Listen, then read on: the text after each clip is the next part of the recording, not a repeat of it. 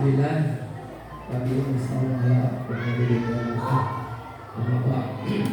pertama-tama marilah kita panjatkan puji serta syukur pada Allah Subhanahu wa taala.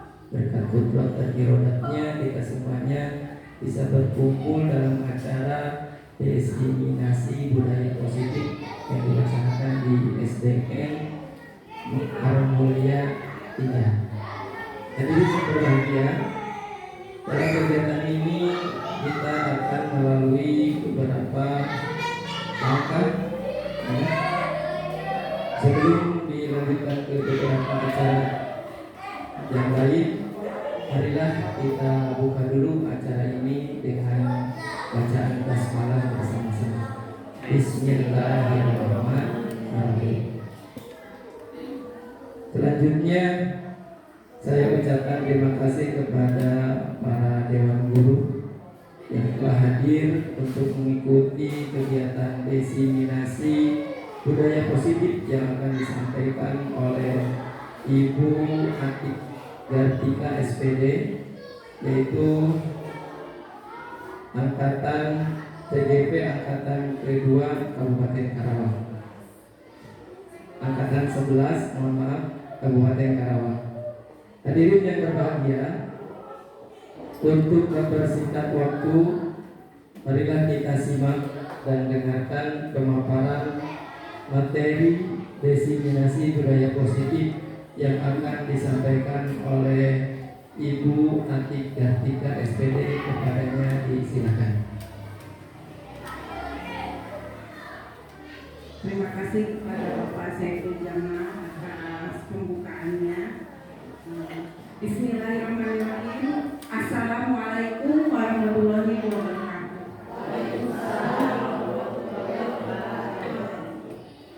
Terdengar seperti kurang bersemangat ya Ibu ya. Barangkali mungkin nanti kegiatannya bisa sambil kita sepakati bisa sambil makan dan minum ya, santai. Di sini kita berkumpul, alhamdulillahirobbilalamin, kita bisa berkumpul kembali pada kesempatan kali ini dalam kegiatan diseminasi budaya positif. Mungkin Bapak Ibu belum familiar dengan diseminasi budaya positif, ada yang bertanya-tanya, ada juga mungkin yang sudah mengetahui gitu ya. Di sini saya memaparkan materi yang sudah saya dapatkan ketika pembelajaran di pendidikan calon guru penggerak. Di apa yang sudah saya dapatkan hari ini akan saya paparkan, saya sampaikan ke Bapak Ibu guru semuanya. Tujuannya untuk apa? Tujuannya supaya budaya positif ini bisa kita terapkan di sekolah, di SD Mekar Mulia 3 yang sudah dipelajari. Saya sampaikan ke Bapak Ibu guru, lalu kita sama-sama bisa menerapkannya ke depannya. Dan ini mudah-mudahan menjadi hal yang positif untuk anak-anak kita, untuk siswa-siswi SDN Mekar Mulia 3, juga untuk kita sendiri sebagai warga sekolah. Jadi bukan cuma kepala sekolah yang harus berubah, ada anak-anak juga gitu ya, guru-guru juga diharapkan kita mendapatkan perubahan ke arah yang lebih baik. Bapak Ibu, di sini ada diseminasi budaya positif ya. Salah satu mungkin ini ada perkenalan ya. Saya sendiri Atik Gartika SPD. Pastinya sudah kenal kalau sama Bu Atik ya. Saya CGP angkatan 11 Kabupaten Karawang. Di sebelah kanan ada Bu Ika Sediani Utami SPDSD. Beliau adalah pengajar praktik kami. Dan di sebelah kiri ada Bapak Ahmad Ajidin SPDSD sebagai fasilitator. Mereka itu adalah pengajar saya ketika pendidikan guru penggerak ini.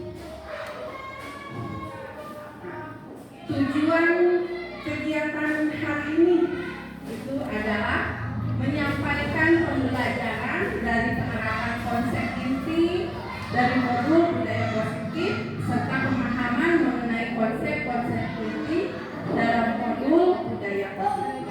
Kebetulan modul yang saya pelajari ini adalah modul keempat ya, modul 1.4, dan saya sudah setelah modul ini juga sedang menjalani modul 2 ya. Ini adalah aksi nyata memenuhi salah satu tugas calon guru penggerak, yaitu membuat aksi nyata. Jadi diseminasi ini adalah tugas CGP ya, penyampaian materi kepada Bapak Ibu semua di sekolah. Mengenai pemaparan budaya positif ya, di sini saya sudah mempelajari 4 modul ya yang sekarang akan didefinisikan, yaitu modul 1.4 tentang budaya positif.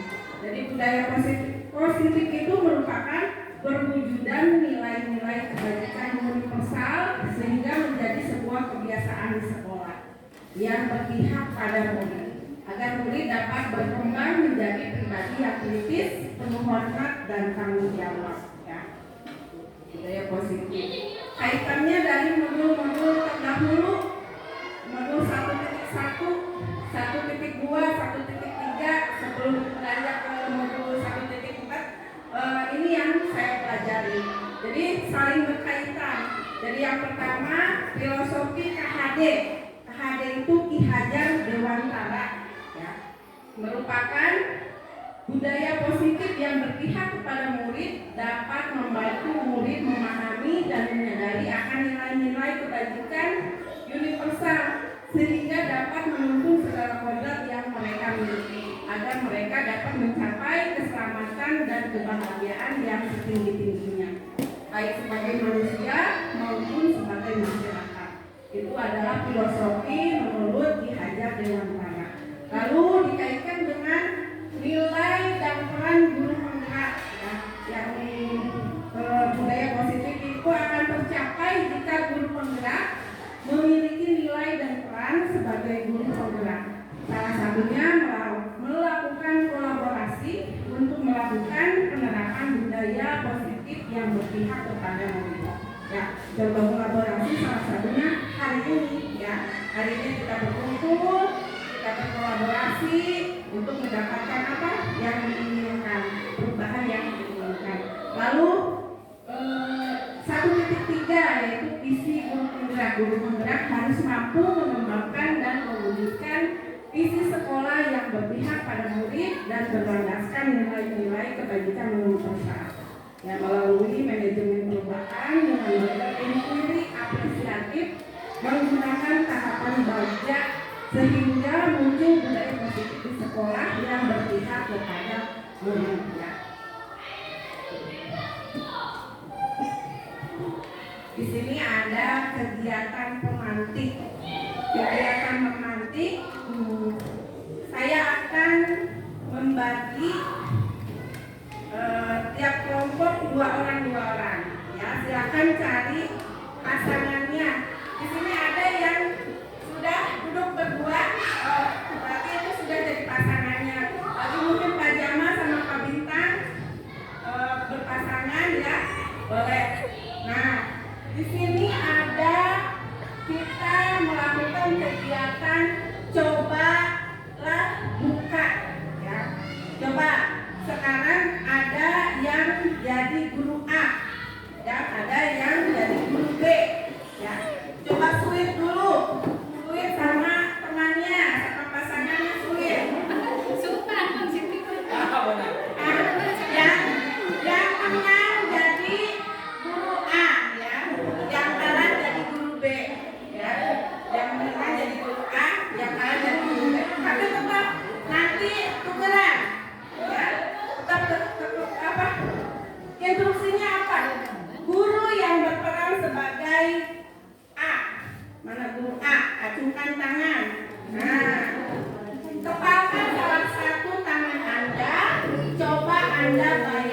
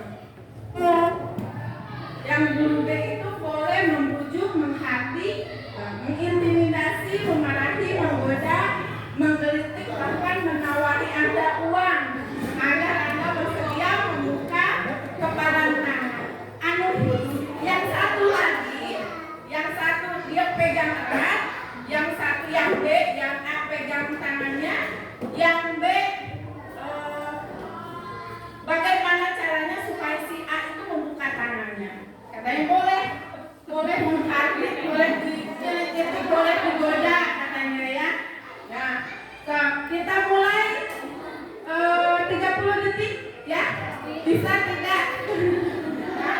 Bisa ya? Bisa.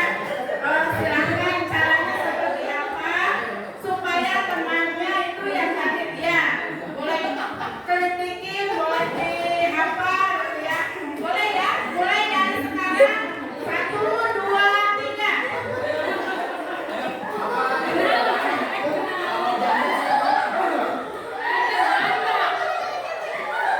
Kalau janda mau nih.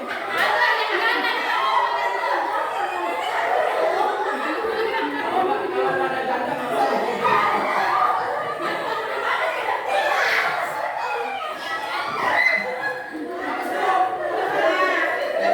Waktunya habis 30 detik. Coba siapa yang tangannya bisa terbuka? Mana?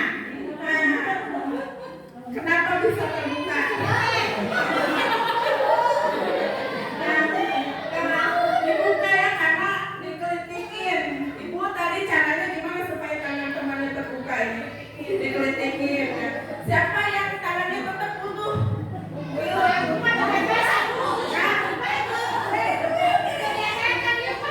Kira-kira caranya bagaimana supaya si tangan itu tetap gitu ya?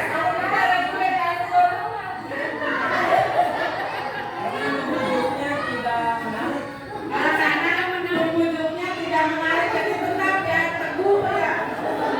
Coba mau dikasih uang sebenarnya, kita terbuka. Begitu. Sudah menggoda. Nah, coba sekarang gantian yang satu jadi yang tadi jadi A jadi B, sekarang yang tadi jadi B jadi A. Silakan ya. Ibu kasih waktu 30 detik dimulai. 1, 2, 3.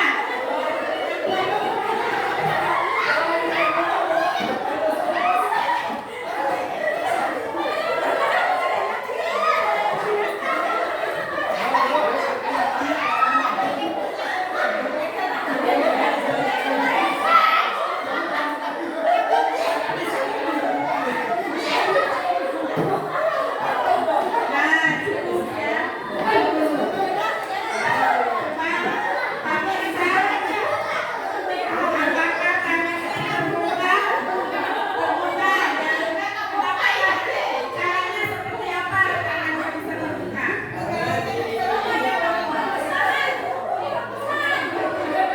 Halo, karena Pak Bintang masih bujangan, ini ada gadis yang cantik, kalian buka.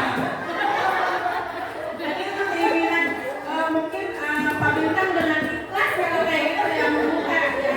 Kalian dipaksa ya. Itu kita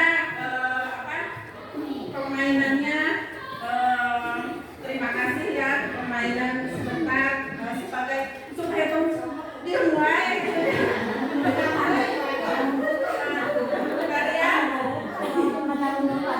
Nah, apakah A atau B membuka kepalan tangan? Mengapa? Alasan A atau B membuka kepalan tangan. Tadi ada beberapa ya, karena dikelitikinmu, ini jadi ketek, jadi dibuka. Ada juga yang tidak dibuka karena rayuannya tidak menarik. Jadi tetap utuh dia gitu ya. Nah, ada lagi berarti dalam kegiatan ini ada pertanyaan lagi. Dalam kegiatan ini sesungguhnya siapa yang memegang kendali atau kontrol untuk membuka atau menutup kepalan tangan? Siapa? Sebenarnya kan tadi ada 2 orang. Yang satu maksa ya, yang satu tetap mempertahankan. Sebenarnya siapa yang memegang kontrol itu supaya kita tangan kita bisa terbuka atau tertutup? Diri sendiri. Walaupun tadi dipaksa, mungkin Pak Bintang ditawari sesuatu sama Pak siapa? Pak Jamal ya. Tetap teguh gitu ya, karena kita kontrolnya di diri kita. Tapi mungkin ada juga tadi Pak Bintang lagi terbuka dengan sukarela tangannya gitu ya, dengan ikhlas, karena imbalannya nanti mungkin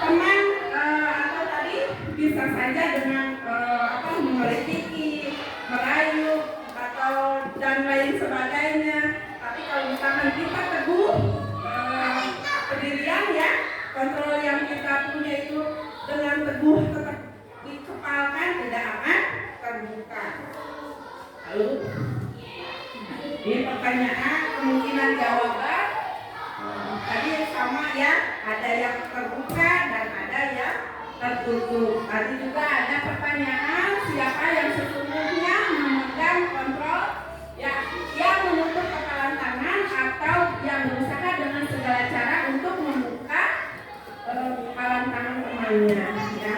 Jadi kontrol itu diri kita sendiri.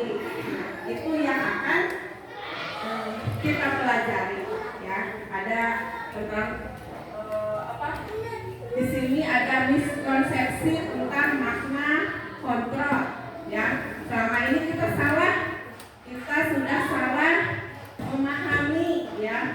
Yang pertama, ilusi guru mengontrol murid ya. Ternyata murid itu tidak dikontrol, tapi diri mereka yang mengontrol diri murid itu.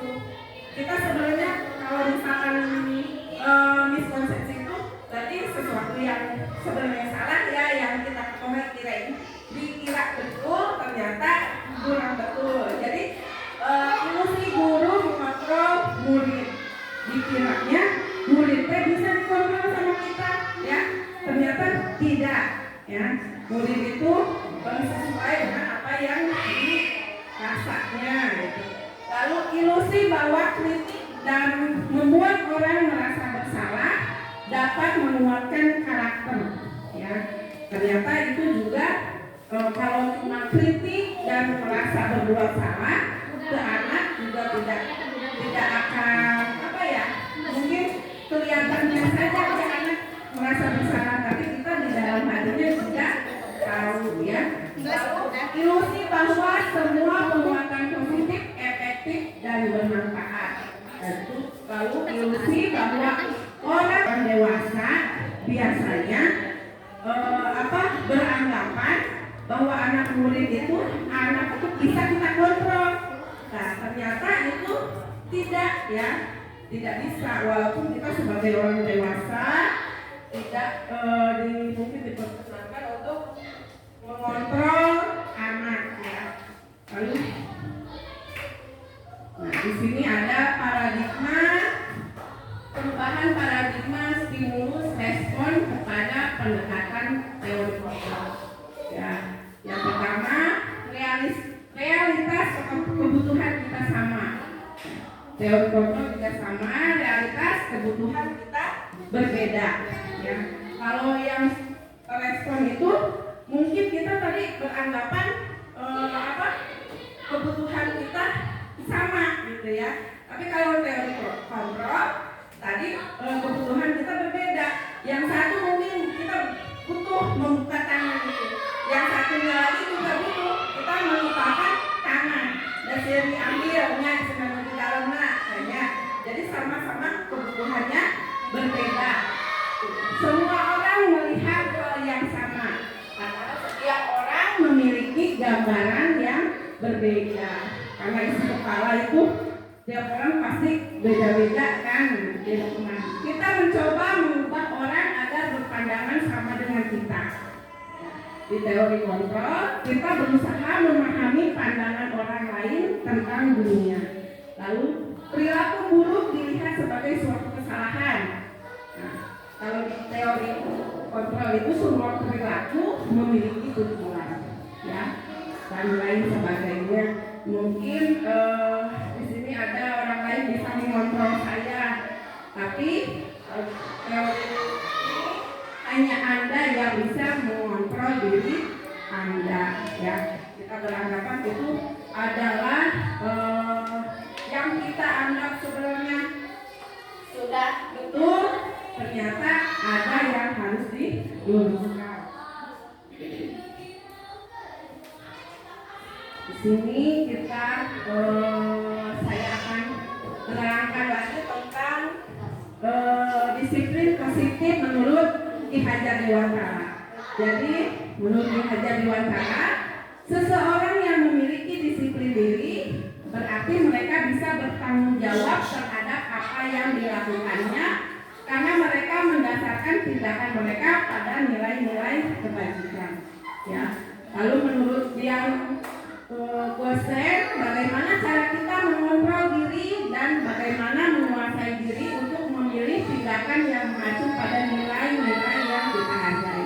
Dari situ kita ambil kesimpulan disiplin merupakan bentuk kontrol diri, yaitu belajar untuk kontrol diri agar dapat mencapai suatu tujuan mulia.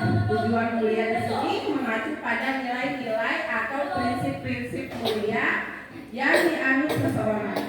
Kita menamakan nilai-nilai tersebut sebagai nilai-nilai kebajikan yang universal. Dan di sini tujuannya apa?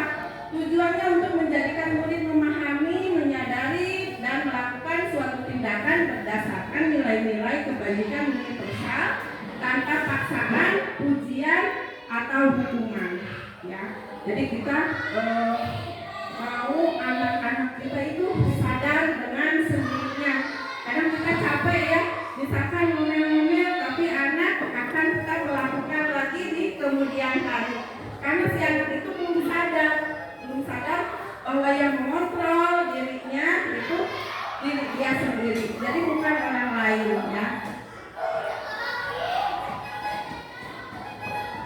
Nilai-nilai kebajikan universal itu artinya adalah nilai-nilai yang disepakati bersama, lepas dari suku bangsa, agama, bahasa maupun latar belakangnya.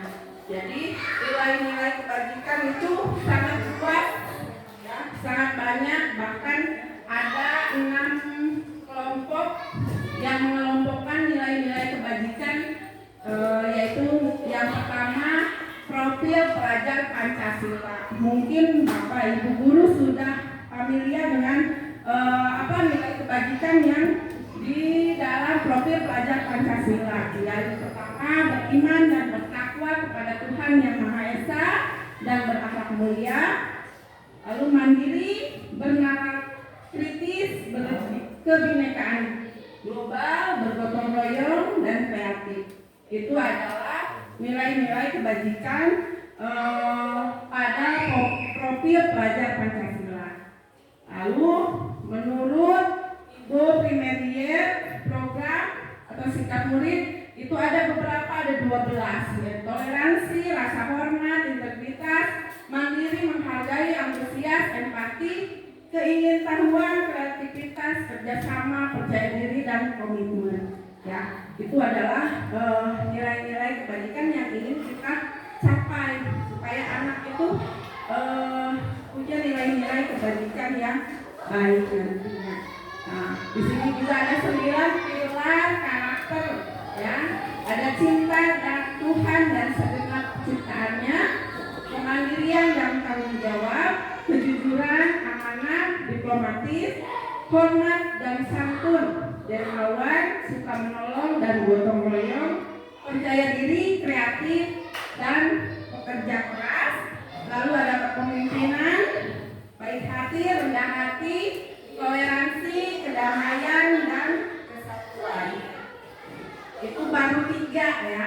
Ini ya, ada lagi 2 nilai-nilai kebajikan menurut petunjuk seumur hidup dan keterampilan hidup. Ya, ada keterampilan hidup, dapat dipercaya, lurus hati, pendengar yang aktif, tidak merendahkan orang lain, memberikan yang terbaik dari diri.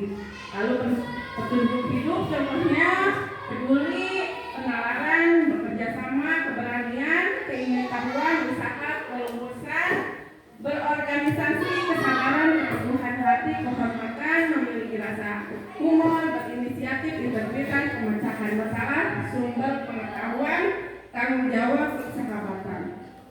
Lalu menurut esensial Virtus ada 7 lebih simpel ya. Ada empati, ada suara hati, ada kontrol diri, rasa hormat, kebaikan, toleransi, keadilan ya. Lalu satu lagi nilai-nilai kebajikan, yaitu dari nilai-nilai proyek kebajikan. Di sini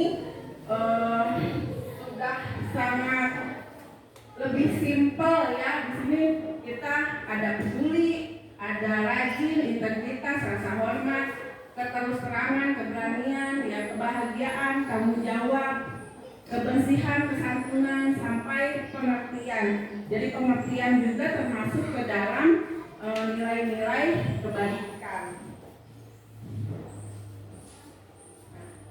Ini ada 3 motivasi perilaku manusia.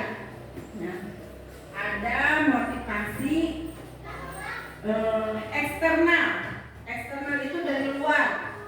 Ada motivasi internal. Internal itu dari dalam. Ya, tentunya kita punya motivasi ya. Kita bangun tidur saja pagi-pagi kita sudah punya motivasi. Ingin kemana?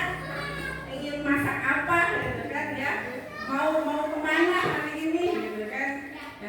Itu motivasi eksternal untuk menghindari ketidaknyamanan atau hukuman.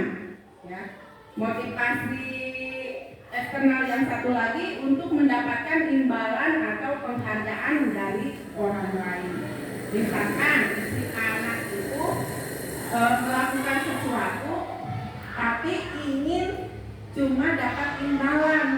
Nah, cuma dapat imbalan berarti itu dia motivasinya dari luar. Kalau dapat imbalan dia akan belajar. Berarti kalau misalkan nggak ada imbalannya gimana? Kira-kira? Nggak mau belajar ya. Itu yang ditakutkan ya. Atau misalkan menghindari hukuman. Kalau misalkan ke sekolah datang telat nanti dihukum lari 7 keliling ya, makanya datang pagi. Nah, si datang paginya itu karena dia ada motivasi dari luar, takut dihukum. Nah, kira-kira nanti ke depannya kalau misalkan nggak ada hukuman, dia akan tetap rajin datang pagi apa tidak? Jadi motivasi itu harus ada dalam diri kita, motivasi internal untuk menjadi orang yang mereka inginkan dan menghargai diri sendiri dengan nilai-nilai yang mereka percaya. Nah, di sini ada 3 hukuman, konsekuensi, restitusi. Barangkali kalau hukuman sering mendengar ya, mendengar hukuman sering kita dengar. Konsekuensi, sering dengar konsekuensi. Nah, konsekuensi apa? Restitusi jarang, mungkin baru beberapa orang yang familiar dengan restitusi. Tapi kalau hukuman apa Bapak Ibu? Hukuman serta hukum terhadap anak-anak gitu ya. Kalau hukuman ya, kita bedakan antara hukuman, konsekuensi dan restitusi ya. Kalau hukuman itu hukuman bersifat tidak terencana atau tiba-tiba. Kalau misalkan anak lari-lari ya misalkan lari-lari ya di kelas, tiba-tiba pengerai kan ibu disetrap, begitu jadinya. Pengerai ibu disetrap. Nah, anak itu sudah mendapatkan hukuman, ya, hukuman. Kalau konsekuensi sudah terencana atau sudah disepakati, sudah dibahas dan disetujui oleh murid dan guru. Kalau misalkan tadi mau ujung-ujung anak lari lompatan, kita langsung hukum trap, itu hukuman maksudnya. Tapi kalau misalkan kita sebelum memulai belajar, kita itu menyepakati di anak-anak nanti ketika di kelas itu tidak boleh lari-lari, takutnya jatuh, takutnya mengganggu teman. Jadi nanti kalau misalkan ada yang melakukannya, biasanya itu kita kasih konsekuensi ya. Misalkan mungkin dapat teguran ya. Lalu restitusi apa? Restitusi proses menciptakan kondisi bagi murid untuk memperbaiki kesalahan mereka sehingga mereka bisa kembali pada kelompok mereka dengan karakter yang lebih kuat. Jadi kalau misalkan restitusi itu lebih halus ya. Kalau tadi hukuman kita langsung langsung menghukum. Kalau misalkan konsekuensi kita berarti ingatkan lagi ya, kan kemarin sudah Ibu bahas jangan lari-lari, tidak berteguran. Tapi kalau restitusi, kalau ada anak yang seperti itu lari-lari, kita panggil dulu, tanya dulu alasannya ya, kenapa bisa begitu, tanya maunya apa ya, kenapa, terus kira-kira kalau misalkan lari-lari itu boleh nggak ya, boleh nggak lari-lari ketika ada ibu guru sedang menerangkan pelajaran. Jadi si anak itu nanti mereka yang memberikan pilihannya ya, mau seperti apa ya. Di sini kalau hukuman bersifat satu arah dari pihak guru yang memberikan tanpa melalui suatu kesepakatan. Kalau misalkan konsekuensi sudah mengetahui sebelumnya yang akan diterima bila ada pelanggaran. Lalu hukuman yang diberikan bisa berupa fisik maupun psikis. Nah, pada konsekuensi murid tetap dibuat tidak nyaman untuk jangka waktu pendek. Ya. Di sini ada pengertian restitusi juga boleh proses kolaboratif yang mengajarkan murid untuk mencari solusi atas masalah dan membantu mereka untuk berpikir tentang orang seperti apa yang mereka inginkan dan bagaimana mereka harus memperlakukan orang lain. Ya.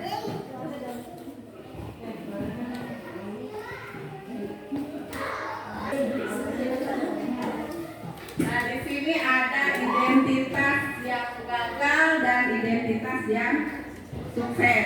Jadi kalau hukuman itu termasuk ke dalam identitas yang gagal ya. Jadi hukuman sesuatu yang menyakitkan harus terjadi. Biasanya kalau dihukum sakit gak Bapak Ibu? Ya, sakit gak?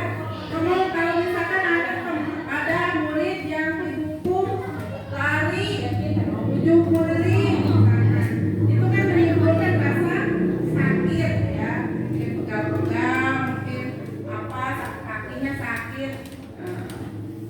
Hukuman tidak nyaman membuat murid atau anak untuk jangka waktu panjang. Kalau misalkan anak dihukum itu biasanya tidak nyaman, mungkin ada malu biasanya ya dalam jangka waktu yang panjang.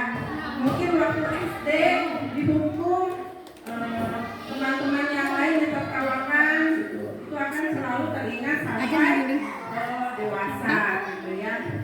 Lalu korban mendapatkan keadilan, murid atau anak akan tersakiti. Itu adalah identitas yang sukses tentang disiplin. Seperti konsekuensi sesuatu harus terjadi. Kalau di restitusi merupakan pilihan. Nah, kalau di konsekuensi tidak nyaman untuk murid atau anak untuk jangka pendek. Kalau restitusi menguatkan abaikan, di restitusi korban mendapatkan ganti. Yang terakhir, murid atau anak dibuat tidak nyaman, lalu di restitusi murid atau anak mendapatkan penguatan ya. Dikuatkan mana yang kira-kira tidak baiknya dikasih tahu ya. Di sini juga ada identitas gagal dan hukuman, yaitu perilaku pasif agresif meningkat. Biasanya anak kalau misalkan lagi marah dihukum malah tambah marah gitu ya. Kalau misalkan konsekuensi penguatan hanya bertahan dalam jangka waktu pendek, di restitusi masalah terpecahkan. Hukuman sistem tidak akan berjalan bila murid tidak takut. Kalau konsekuensi memerlukan monitoring dan supervisi untuk terus-menerus dari guru. Tapi kalau di restitusi, murid belajar bertanggung jawab untuk perilakunya. Hukuman berlaku hanya pada sebuah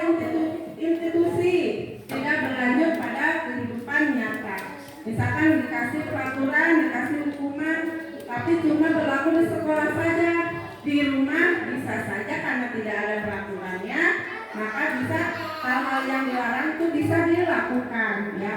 Di konsekuensi membantu penerapan mengikuti peraturan dalam masyarakat. Nah, di restitusi fokus pada pemecahan masalah dalam jangka waktu panjang. Kalau di peraturannya adalah titik-titik, kamu harus titik-titik. Biasanya peraturan itu banyak katanya, jangan, tidak boleh, ya. Kamu harus ini, tidak boleh ini. Itu kan kalimat-kalimat larangan, ya. Tapi kalau di konsekuensi, pertanyaannya apa peraturannya? Ditanya dulu peraturannya, karena tadi sudah disepakati. Lalu mampukah kamu melakukannya? Terima kasih, ya. Lalu tapi kalau di restitusi, apa yang kamu yakini? Apa yang bisa kamu lakukan untuk memperbaiki masalah ini? Kalau di hukuman, identitas gagalnya itu murid atau anak membenci peraturan. Biasanya makin diatur, makin dilarang, malah makin dilakukan, ya, atau malah jadi benci peraturannya, ya. Tapi kalau di konsekuensi, murid atau anak menghormati peraturan. Tapi ada yang lebih bagus lagi, yaitu restitusi. Murid atau anak menghormati dirinya dan orang lain. Jadi belajar untuk menghargai dirinya sendiri dan orang lain, ya. Nah, ini ada tindakan guru. Jadi Bapak Ibu guru menjawab pertanyaan, ya. Boleh sama-sama. Yang nomor 1, menyuruh murid mencatat 100 kali di dalam buku kalimat saya tidak akan terlambat lagi karena terlambat ke sekolah. Jadi si anak suruh mencatat, ya, 100 kali, 100 baris sebenarnya. Nah, suruh nulis saya tidak akan terlambat lagi. Nah, kira-kira itu termasuk hukuman apa konsekuensi? Hukuman. Karena apa? Coba kita lihat, ya, jawabannya, ya. Nah, itu hukuman, ya. Anak telat terlambat ke sekolah, disuruh mencatat 100 kali. Itu kan sudah menimbulkan apa? Kesakitan, ya. Mungkin pegal juga, dan itu juga tidak disepakati ketika di awal. Misalnya kalau tidak ada kesepakatan, itu termasuk hukuman. Lalu yang nomor 2, menyuruh murid lari mengelilingi lapangan basket 2 kali karena terlambat hadir di sekolah. Itu hukuman apa konsekuensi? Hukuman. Coba didengar. Ya, masih hukuman. Karena apa? Karena ada mungkin cara lain, ya. Cara lain bukan dengan lari mengelilingi lapangan basket. Lalu nomor 3, menggantikan kertas tugas teman yang telah dicoret-coret. Jadi si anak ini mencoret-coret kertas teman, nah, tapi disuruh mengganti kertasnya yang dicoret-coret itu termasuk hukuman apa konsekuensi? Konsekuensi. Ya, betul, ya. Itu termasuk konsekuensi karena jika kamu melakukan mencoret-coret di kertas, ya kita harus minimal ganti kertas teman tersebut. Lalu nomor 4, murid diminta bertelanjang kaki sepanjang hari karena tidak menggunakan sepatu warna hitam sesuai peraturan sekolah. Jadi sepatu suruh dibuka, telanjang kaki di sekolah karena sepatunya tidak berwarna putih. Itu termasuk hukuman apa konsekuensi? Hukuman. Ya, itu termasuk ke dalam hukuman. Lalu nomor 5, membersihkan tumpahan air di meja tulis karena tersenggol pada saat belajar. Jadi teman lagi belajar, air yang di meja itu tumpah mengenai meja tulis. Ya, terus suruh membersihkannya, tumpahannya. Itu termasuk hukuman konsekuensi. Ya, betul ya. Karena karena dia yang melumpahkan, jadi dia yang harus membersihkan. Lalu yang terakhir, menyuruh murid lari mengelilingi lapangan basket sebanyak 2 kali karena terlambat ikut pemanasan saat pelajaran PJOK. Hukuman ya. Ada yang lain? Kita lihat ya. Salah.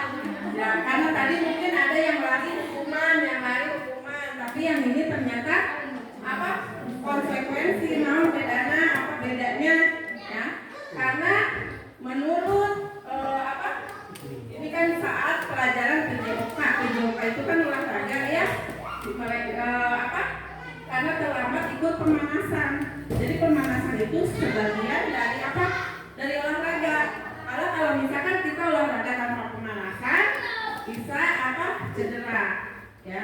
Itu termasuknya bukan hukuman. Walaupun ada sebagian bukan itu saja yang menjawab hukuman.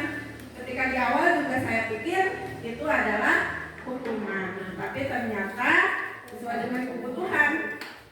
Karena itu sedang belajar PJOK dan terlambat ikut pemanasan, tapi dirasa pemanasan itu perlu ya, maka itu adalah konsekuensi. Ternyata ada 5 kebutuhan dasar manusia ya. 5 kebutuhan dasar manusia. Yang pertama, kebutuhan bertahan hidup. Kita kebutuhan bertahan hidup.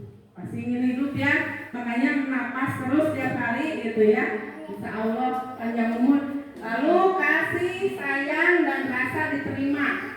Kebutuhan untuk diterima. Jadi selain kebutuhan untuk bertahan hidup, kita juga butuh kasih sayang dan rasa diterima.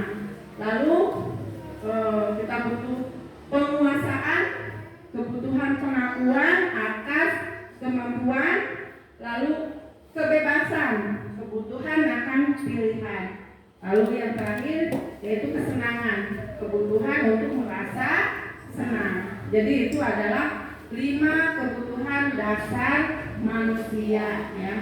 Mungkin Bapak Ibu mau menambahkan kebutuhan dasar yang lain ya.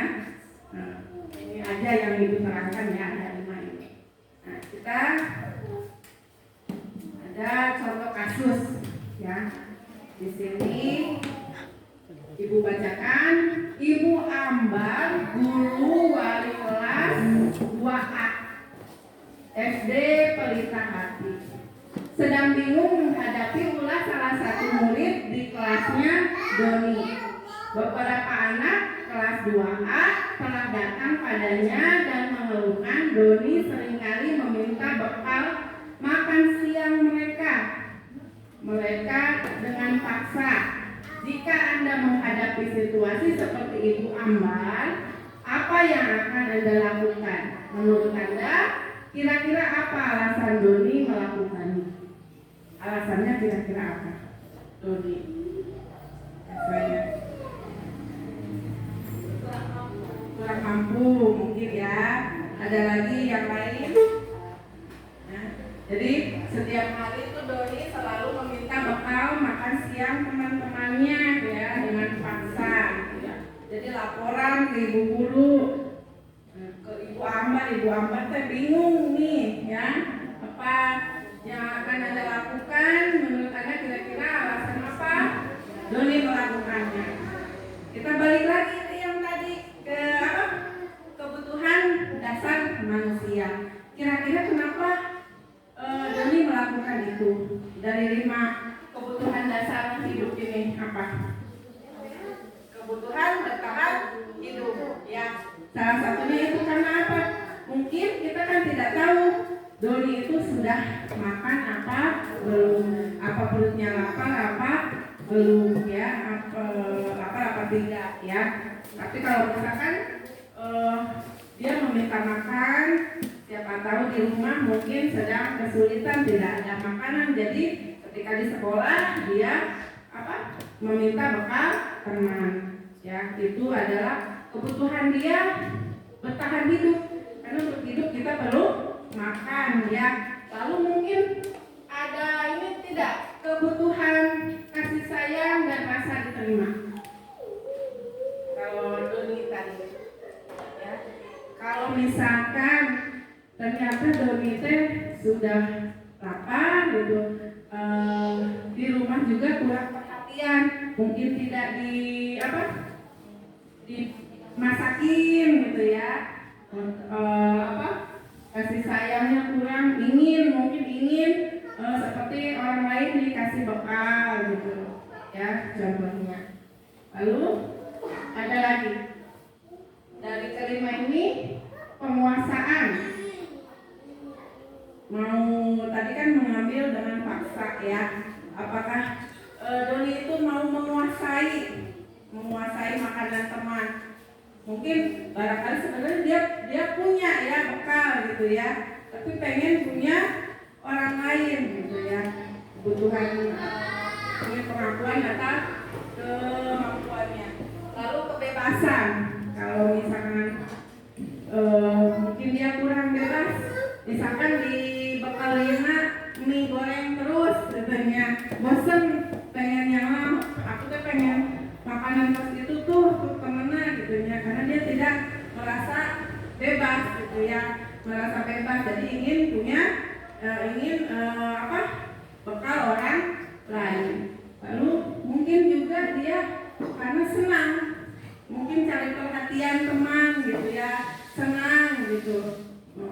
Tapi yang paling mendasar mungkin karena untuk kebutuhan bertahan hidup tadi ya, gitu. Itu adalah ketika kita mendapat kasus itu, kita harus tahu dulu yang 5 kebutuhan dasar manusia ya. Di sini ada posisi kontrol seorang guru ya. Yang pertama apa? Penghukum. Yang kedua, pembuat merasa bersalah. Yang ketiga, teman. Yang keempat, pemantau. Yang kelima, manajer. Jadi ini adalah posisi kontrol seorang guru ya, dia sebagai penghukum, sebagai pembuat merasa bersalah, sebagai teman, sebagai pemantau, dan sebagai manajer. Contohnya kalau penghukum tadi ya, kalau guru seperti tadi ada yang lari-lari, pemain sepak itu sudah jadi penghukum ya. Lalu pembuat rasa bersalah mungkin seperti kenapa sih kamu bisa-bisa gitu ya, kenapa sih kamu gitu kan ya. Itu jadi si anaknya merasa bersalah gitu kan. Lalu mungkin juga posisinya sebagai teman. Jadi ketika anak salah, mengingatkannya sambil bercanda ya, tapi kemudian tetap dikasih tahu gitu ya, supaya kadang kita juga guru harus sebagai teman juga ya kadang. Lalu pemantau, jadi ketika anak salah, kita harus juga sebagai pemantau. Tapi yang harus diterapkan sebenarnya adalah posisi kontrol seorang guru yang manajer. Jadi ketika anak misalkan salah, kita harus tahu dulu permasalahannya apa, anak itu butuh apa ya, kebutuhan dia itu apa, alasannya dia itu apa gitu ya. Jadi jangan asal menghukum. Ini adalah salah satu posisi kontrol guru sebagai manajer ya. Ini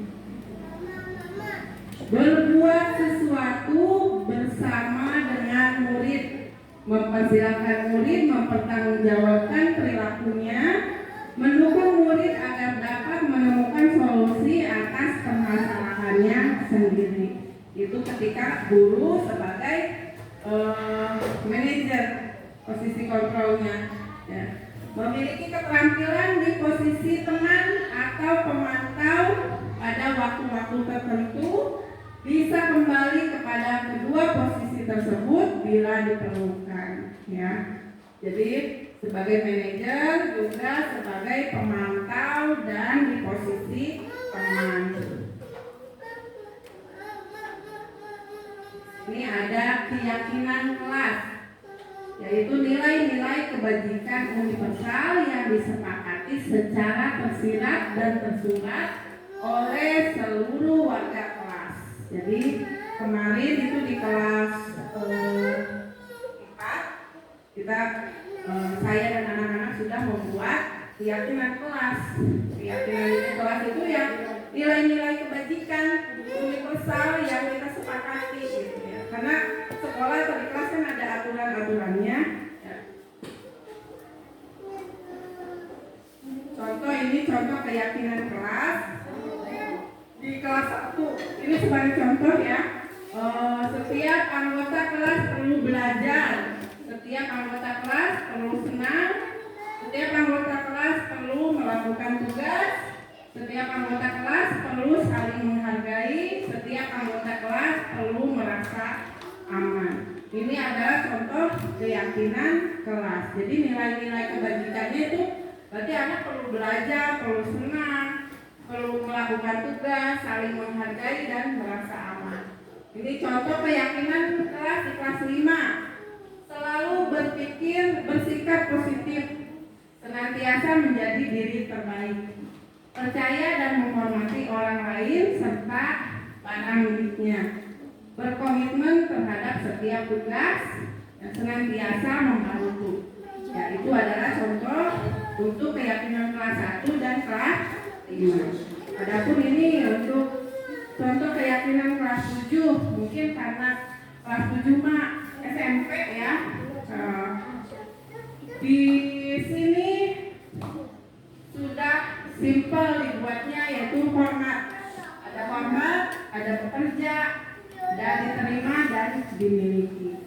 Ya, hormat. Kami meyakini bahwa sangat penting untuk menghormati semua orang dan barang milik orang lain. Pekerja, kami meyakini bahwa sangat penting untuk mengerjakan segala pekerjaan atau mengikuti kegiatan yang telah dikerjakan. Diterima dan dimiliki, kami meyakini bahwa sangat penting untuk merasa diterima pada suatu kelompok dan saling peduli satu sama lain. Ya, itu adalah contoh. Sekarang di sini ada peraturan, ada isi soal lagi Bapak Ibu ya. Ada peraturan. Kita lihat nilai kebajikan yang ditujunya itu apa. Ya, peraturannya. Ini peraturannya sudah dibuat menjadi kalimat positif, jadi tidak ada kata dilarang atau jangan ya. Di sini, tapi masih ada yang dilarang. Kembalikan barang ke tempatnya. Kira-kira nilai kebajikan yang dituju apa? Kalau kita membuat peraturan, kembalikan barang ke tempatnya. Karena di kelas, misalkan itu hapus atau apa, itu nilai kebajikannya apa? Ya.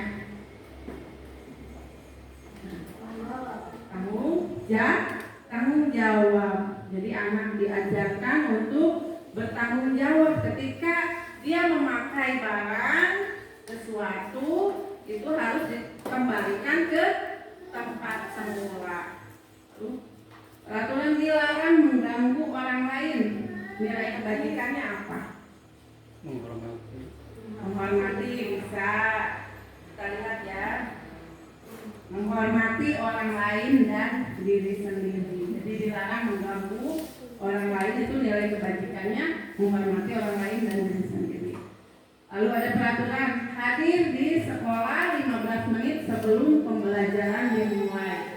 Itu nilai kebajikannya apa? Disiplin. Boleh disiplin atau apa? Kita lihat. Menghormati orang lain, komitmen pada tujuan atau berkomitmen. Tapi disiplin juga mungkin bisa ditambahkan ya. Dilarang melakukan kekerasan. nilai kebajikan yang dituju apa kira-kira kalau kita dilarang melakukan kekerasan? Keselamatan masuk tidak? Tidak. Keselamatan dan menghargai orang lain. Dilarang menggunakan narkoba. Nilai kebajikannya kira-kira apa? Kesehatan ada? Ya, itu ada tujuannya kesehatan, makanya dilarang pakai narkoba. Bergantian atau menunggu giliran, ini antri ya. Nilai kebajikannya apa kira-kira? Menghormati orang lain dan belajar sabar. Berjalan di kelas dan koridor. Jadi ketika di kelas itu mungkin jangan lari-lari tadi ya, atau di koridor itu jangan lari, karena nilai kebajikan yang ditujunya itu keselamatan dan keamanan, karena dikhawatirkan ketika mungkin berlari bisa jatuh atau bisa menabrak yang lainnya. Di sini ada pembentukan keyakinan sekolah atau kelas. Yang pertama, keyakinan kelas bersifat lebih abstrak dari peraturan yang lebih rinci dan konkret. Dua, keyakinan kelas berupa pernyataan universal. Tiga, pernyataan keyakinan kelas senantiasa dibuat dalam bentuk positif. Yang keempat, keyakinan kelas hendaknya tidak terlalu banyak sehingga mudah diingat dan dipahami oleh semua warga kelas. Yang kelima, keyakinan kelas sebaiknya sesuatu yang dapat diterapkan di lingkungan tersebut. Keenam, semua warga kelas hendaknya ikut berkontribusi dalam pembuatan keyakinan kelas lewat kegiatan curah pendapat. Yang ketujuh, bersedia meninjau kembali keyakinan kelas dari waktu ke waktu. Ya, itu adalah cara pembentukan keyakinan kelas. Nah, di sini ada kemarin di kelas 4 sudah membuat keyakinan kelas. Ya, jadi Ibu bagikan kertas, tuliskan apa yang seharusnya tidak boleh dilakukan di kelas ya, atau yang dilarang atau kita tidak boleh apa gitu ya. Itu anak-anak mengisi menurut mereka. Jadi ketika ingin kelasnya itu ingin rapi, tertib, apa silakan isi di sini. Nanti kita kumpulkan. Nah, setelah selesai ini kita mau pada selfie katanya, acukan isi jawabannya ya. Mereka sudah mengisi keyakinan kelas masing-masing di sini. Kelas 4. Nah, kita bentuk keyakinan kelasnya. Jadi si keyakinan kelas setiap anak itu ditempel di papan tulis, dikumpulkan ya. Kita baca satu-satu. Karena kalau peraturan kan masih bersifat larangan ya, kalimatnya masih kalimat negatif.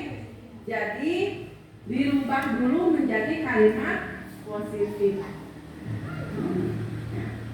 Peraturan kelasnya ini yang dibuat oleh anak-anak. Lalu kalimat positifnya mungkin kan ada yang menuliskan tidak boleh membuang sampah sembarangan. Tapi kalimat positifnya cukup dengan menjaga kebersihan. Piket Bu katanya, karena mungkin ada anak yang jarang piket, piket harus piket, gitunya. Itu juga termasuk piket menjaga kebersihan. Lalu menghargai teman, itu kalau nggak salah banyak banget di kelas 4 dilarang membuli teman, dilarang mengganggu teman, gitu kan ya. Karena mereka sendiri yang mereka ingin tidak diganggu ya. Jadi dibuat kesepakatan menghargai teman. Nah, yang ketiga menghormati guru. Ada yang menuliskan jangan berisik ketika guru menerangkan, atau jangan melawan guru. Malah saya kaget ada murid yang melawan guru misalkan ya, gitu. Tapi mereka tulis jangan melawan guru. Di sini ada yang suka melawan gitu ya. Nah, Ditulisnya kalimat positif berarti menghormati guru, lalu tertib dalam belajar. Jadi masuk tepat waktu atau istirahat tepat waktu, mengerjakan itu masuk ke dalam tertib dalam belajar. Terus berbicara dengan santun. Jadi itu kalimat positifnya. Mereka yang mereka buat tidak boleh berkata kasar, ya.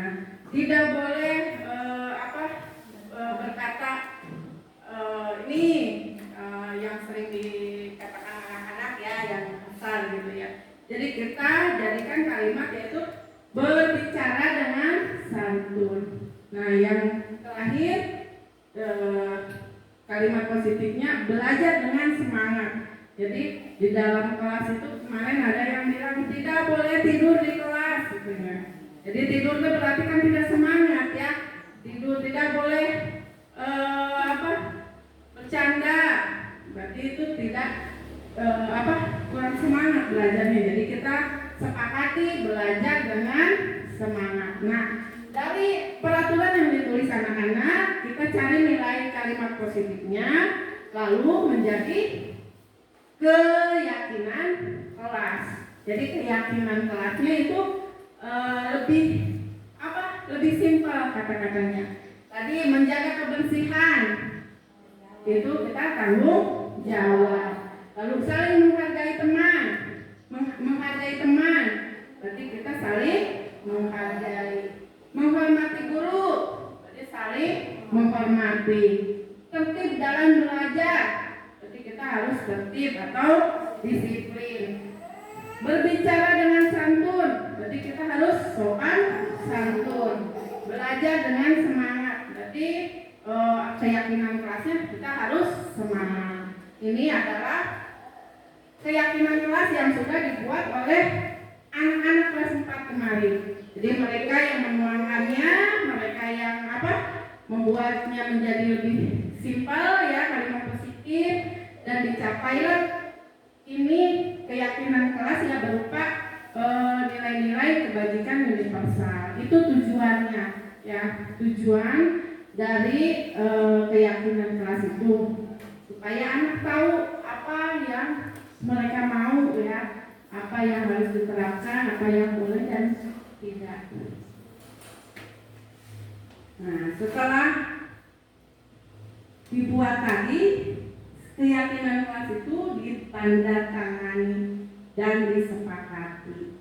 Jadi mereka yang buat, mereka ini tanda tangan itu mereka tandanya sepakat kalau misalkan peraturan atau keyakinan kelas ini diterapkan di kelas ya. Mereka semua tanda tangan sudah tahu. Jadi ketika misalkan ada anak di kelas melanggar yang tidak sesuai dengan yang tadi dituliskan keyakinan kelasnya, maka kita bisa melakukan restitusi ya, atau mengingatkan kembali, atau dengan cara menegur dengan halus gitu. Karena kita sudah sepakat kemarin waktu di awal pembelajaran sama Bu Atik sudah sepakat harus begini gitu ya. Jadi ketika si anak itu melakukan pelanggaran, kita ingatkan kembali, anak kan kemarin ngisi ini kan tidak boleh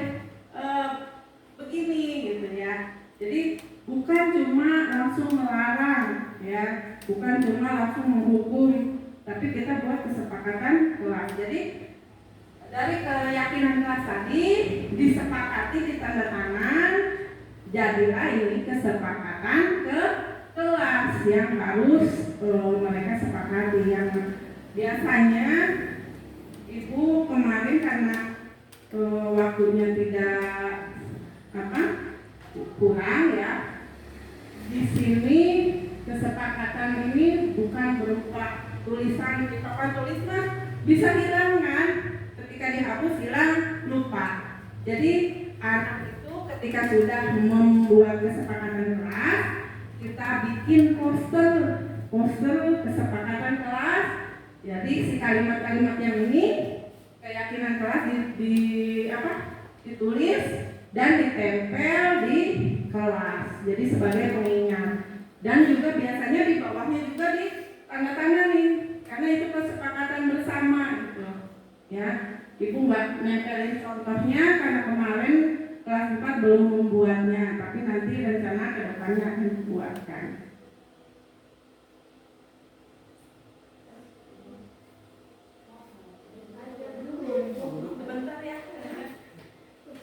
Di sini ada segitiga restitusi, sebuah tahapan untuk memudahkan para guru dan orang tua dalam melakukan proses untuk menyiapkan anaknya untuk melakukan restitusi. Restitusi adalah proses menciptakan posisi bagi murid untuk memperbaiki kesalahan mereka sehingga mereka bisa kembali pada kelompok mereka dengan karakter yang lebih kuat.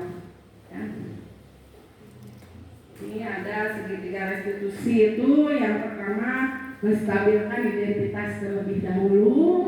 Jadi setiap orang pasti melakukan kesalahan. Jadi menstabilkan kamu bukan satu-satunya yang pernah lakukan ini.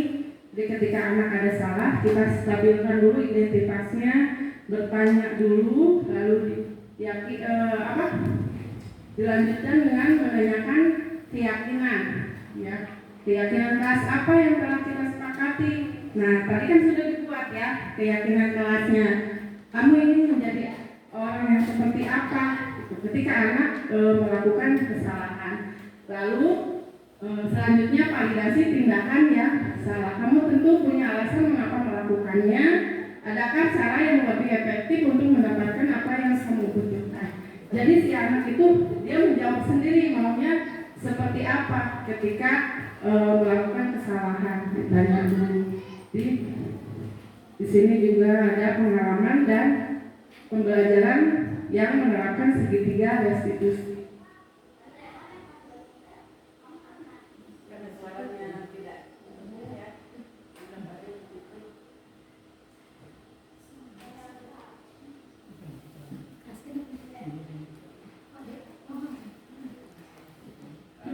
Juga tanggapan murid mengenai praktik segitiga restitusi yang sudah dilaksanakan.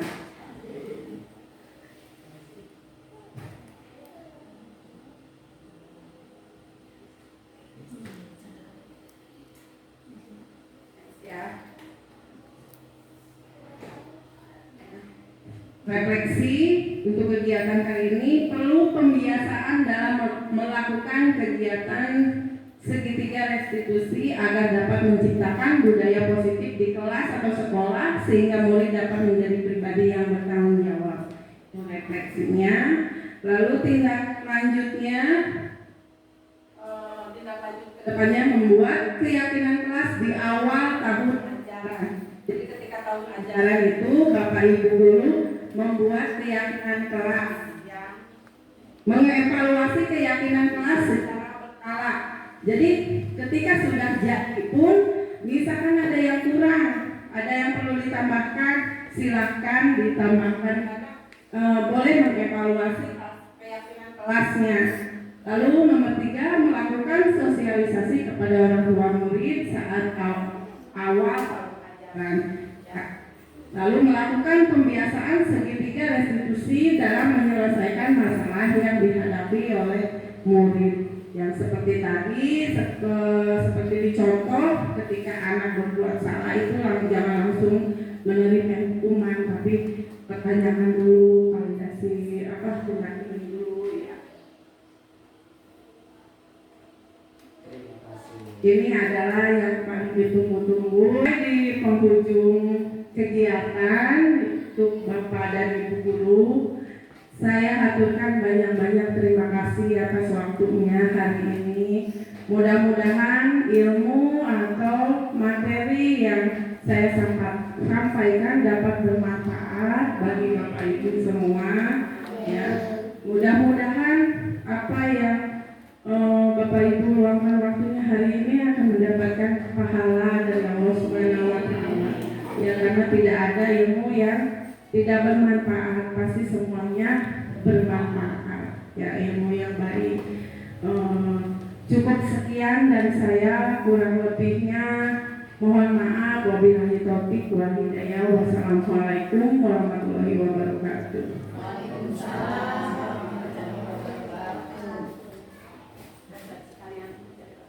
Oke, terima kasih kepada Ibu Atika Tika yang telah menyampaikan pemaparan yang begitu detil luas. Mudah-mudahan kita semuanya memahami. Amin Allah ya Rabbal alamin. Ibu, Bapak, terima kasih. Acara telah selesai. Kita tutup dengan bacaan hafalan bersama-sama. Alhamdulillah Rabbil alamin. Terima kasih dari saya. Assalamualaikum warahmatullahi wabarakatuh.